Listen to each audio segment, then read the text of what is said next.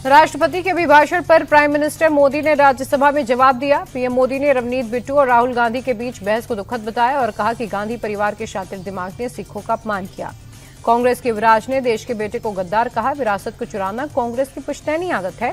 इन्होंने गांधी सरनेम तक को चुरा लिया। प्रधानमंत्री नरेंद्र मोदी ने संसद में इंदिरा गांधी से लेकर जवाहरलाल नेहरू तक का जिक्र किया और कहा कि कांग्रेस के प्रधानमंत्री देशवासियों को समस्या समझते थे। वोट बैंक की राजनीति करने वालों ने जेब भरने के अलावा और कुछ नहीं किया। यूपीए राज में नेताओं को फोन पर लोन मिलते थे। विकास को कतई प्राथमिकता नहीं दी गई, उल्टा जनता को ही सफर करना पड़ा। मुझे इनकी गलतियों को सुधारने के लिए मशक्कत करनी पड़ी। राज्यसभा में अपने संबोधन के दौरान पीएम मोदी ने टीएमसी को जमकर घेरा। मोदी ने कहा, निर्ममता में रिकॉर्ड बनाने वालों को उपदेश देने का हक नहीं है। ममता बनर्जी घुसपैठियों को बचाने के लिए अदालत में पैरोकारी तक करने लग गई। सत्ता के सुख की चाहत इन्हें खोखला कर दिया। राज्यसभा में अमेरिका और ईयू के साथ हुई ट्रेड डील पर पीएम मोदी ने जानकारी दी। पीएम ने कहा, हमने अपने नागरिकों के हितों को कॉम्प्रोमाइज नहीं किया और एक साथ 27 देशों के साथ बड़ी डील की है। मोदी ने कहा, नए वर्ल्ड ऑर्डर का झुकाव भारत की तरफ है। दुनिया हमें मोस्ट ट्रस्टेड पार्टनर के तौर पर देखती है। हमने नाजुक 5 से दुनिया की चौथी सबसे बड़ी अर्थव्यवस्था बनने का सफर तय किया।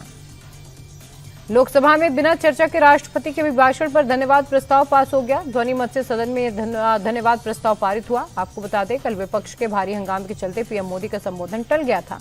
वहीं विपक्ष ने भी नेता प्रतिपक्ष राहुल गांधी को बोलने नहीं देने का आरोप लगाया। धन्यवाद प्रस्ताव के पारित होने के बाद अब सदन में बजट पर चर्चा होगी। लोकसभा स्पीकर ओम बिरला ने बड़ा खुलासा किया। स्पीकर ने कहा, कल संबोधन के दौरान सदन में प्रधानमंत्री के साथ अप्रत्याशित घटना हो सकती थी। पीएम मोदी पर हमला हो सकता था। प्रधानमंत्री के सदन में न आने पर स्पीकर ने कहा कि हालात को देखते हुए मैंने पीएम से न आने का आग्रह किया। कल जो हुआ वो संसदीय इतिहास पर काला धब्बा था। स्पीकर ने कांग्रेस सांसदों को 2 टूक चेतावनी देते हुए कहा, अगर पोस्टर लेकर आओगे तो सदन नहीं चलेगा। कल लोकसभा में प्रधानमंत्री के संबोधन से ठीक पहले कांग्रेस की महिला सांसदों ने पीएम की कुर्सी घेर ली थी। महिला सांसद पोस्टर लेकर नारेबाजी कर रही थी। स्पीकर ने खुलासा किया, पीएम पर हमला हो सकता था। इस पर कांग्रेस सांसद प्रियंका गांधी का जवाब आया। प्रियंका ने कहा, प्रधानमंत्री पर हमले की बात पूरी तरह झूठी है। हम सिर्फ विरोध कर रहे थे। प्रधानमंत्री सच का सामना नहीं करना चाहते, इसलिए उनमें सदन में आने की हिम्मत नहीं हुई।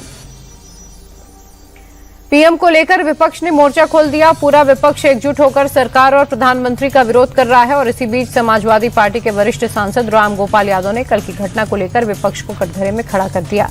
रामगोपाल यादव ने कहा कि प्रधानमंत्री की कुर्सी घेरना ठीक नहीं है। महिला सांसदों को ऐसे आचरण से बचना चाहिए था।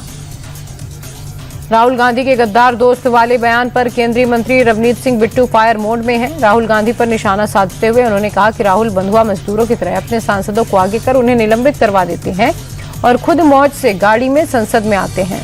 कांग्रेस पार्टी अब सिर्फ एक परिवार की पार्टी बनकर रह गई। अगर ये असली कांग्रेस होती तो सबसे पहले राहुल और प्रियंका निलंबित होते हैं।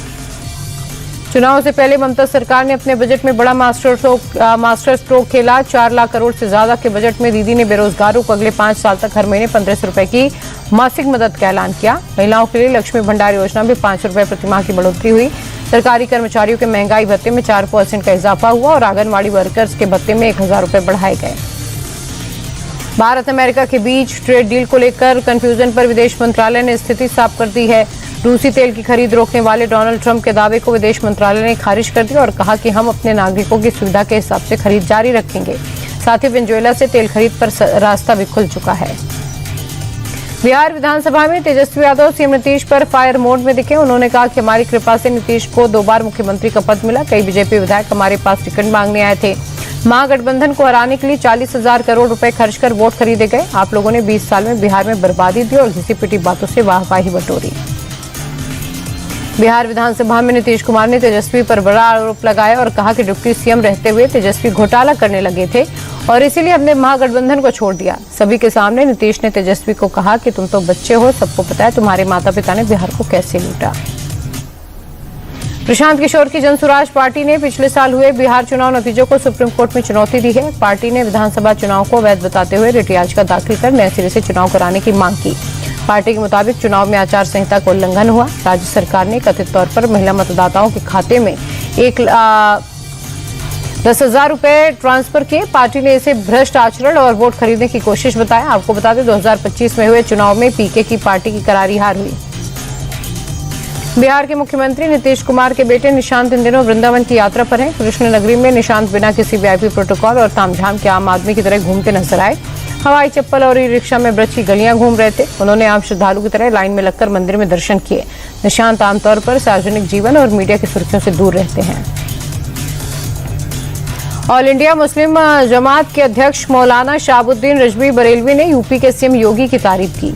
बरेलवी ने योगी आदित्यनाथ को अच्छा मुख्यमंत्री बताया। रिजवी ने कहा कि पूर्व सांसद शफीकुर रहमान बर्क के बेटे को नसीहत देते हुए कि अगर उत्तराखंड के सीएम धामी और असम के सीएम से तुलना करेंगे तो सीएम योगी को अच्छा ही कहेंगे। उत्तराखंड में 125 मज़ारों को तोड़ा गया, जबकि सीएम योगी ने एक भी मज़ार और मदरसे पर बुलडोजर चलाने का आदेश नहीं दिया। बॉम्बे हाईकोर्ट ने जेल में बंद माफिया अबू सलेम की पैरोल याचिका खारिज कर दी। दरअसल अंडरवर्ल्ड डॉन अबू सलेम ने अपने भाई की मौत के बाद यूपी के आजमगढ़ में अपने पैतृक गांव जाने की परमिशन मांगी थी। कोर्ट ने सुरक्षा और कानूनी कारणों का हवाला देते हुए पैरोल को खारिज कर दिया। आपको बता दें, हत्या समेत अबू सलेम 1993 के मुंबई सीरियल बम ब्लास्ट के धमाकों में दोषी है। फिलहाल महाराष्ट्र की नासिक जेल में सजा पूरी कर रहा है। चाइनीज मांझे के खिलाफ सीएम योगी ने प्रशासन को चेतावनी देते हुए कहा कि सख्त एक्शन ले। यूपी में चाइनीज मांझे से मौत को अब हत्या माना जाएगा, जिसके बाद लखनऊ समेत कई शहरों में पुलिस का ताबड़तोड़ एक्शन जारी है। दुकानों और गोदामों में सर्च ऑपरेशन हो रहा है। इस दौरान कई दुकानों से चाइनीज मांझा जब्त किया गया। आपको बताते हैं, इसी बीच चाइनीज मांझा से यूपी में एक और मौत हो चुकी है। चेक बाउंस के मामले में अभिनेता राजपाल यादव ने जेल में सरेंडर कर दिया। इस दौरान राजपाल यादव 25 लाख रुपए का चेक लेकर दिल्ली हाईकोर्ट पहुंचे थे। साथ ही कहा कि बाकी का पैसा भी वो जल्द चुकता कर देंगे। इस पर कोर्ट ने कहा कि पहले आप सरेंडर कीजिए, उसके बाद मेरिट के आधार पर कोर्ट विचार करेगा कि आपको राहत दी जाए या नहीं। दरअसल ये साल 2010 का मामला है। राजपाल यादव ने एक कंपनी से 5 करोड़ रुपए लोन लिया था। कई बार पैसे लौटाने के नाम पर चेक दिए, लेकिन वो बाउंस हो गए। यूपी के मुरादाबाद में सिख युवक कृपाड़ के साथ बीए का एग्जाम देने पहुंच गया। चेकिंग के दौरान कॉलेज प्रशासन ने एंट्री देने से इंकार कर दिया। पेपर छूटने के बाद युवक के परिजनों ने परीक्षा प्रभारी के खिलाफ एफआईआर दर्ज कराई है। युवक के परिजनों ने कॉलेज प्रशासन पर बच्चे का साल खराब करने का आरोप लगाया, साथ ही कड़ी कार्रवाई करने की मांग की। प्रयागराज में कार सवार कारोबारी की रिक्शे से मामूली टक्कर के बाद पिटाई का वीडियो आया सामने, जिसमें रिक्शे में पहले से बैठे 4 युवकों ने कार को रुकवाकर तोड़फोड़ की। उसके बाद कारोबारी को बाहर निकालकर पीटना शुरू कर दिया। पीड़ित ने अपने साथ लूटपाट का भी आरोप लगाया। हालांकि पुलिस ने मामला दर्ज कर आरोपी तौसीफ और सादिक को गिरफ्तार कर लिया है। बाकी 2 बदमाशों की तलाश जारी है। राजस्थान के बहरोल की ये तस्वीरें विचलित करने वाली हैं। आप देखिए, ऐसा लग रहा है जैसे मौत खड़े होकर इंतजार कर रही है।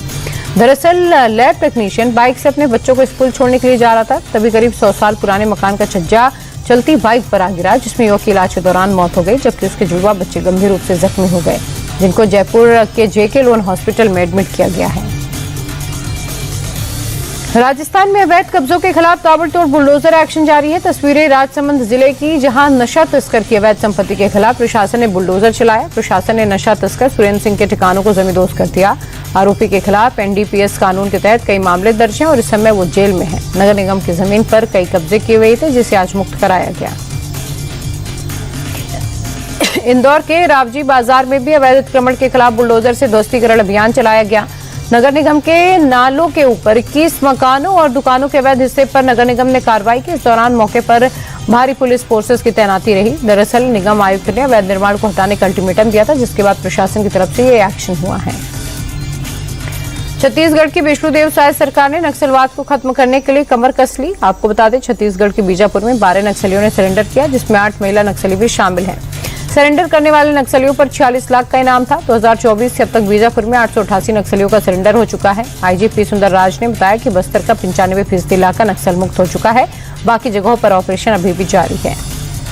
यूपी के बस्ती में नेशनल हाईवे पर बस ने बुलेट सवार को साइड नहीं दी तो युवक ने बस पर दनादन फायरिंग कर दी। गोली बस के शीशे पर जा लगी।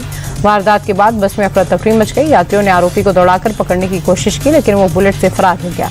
घटना का वीडियो भी सामने आया है, जिसमें युवक खुलेआम फायर करता दिख रहा है।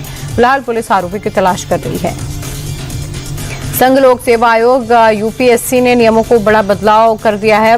अब चयनित अफसरों को दोबारा परीक्षा देने की आजादी पहले जैसी नहीं होगी। नए नियमों के मुताबिक सेवा में रहते हुए अफसर बार बार परीक्षा नहीं दे पाएंगे। चयनित अफसर को एक बार परफॉर्मेंस बेहतर करने का मौका मिलेगा। वहीं आईएएस और आईएफएस को लेकर पुराने नियम जस के तस रहेंगे।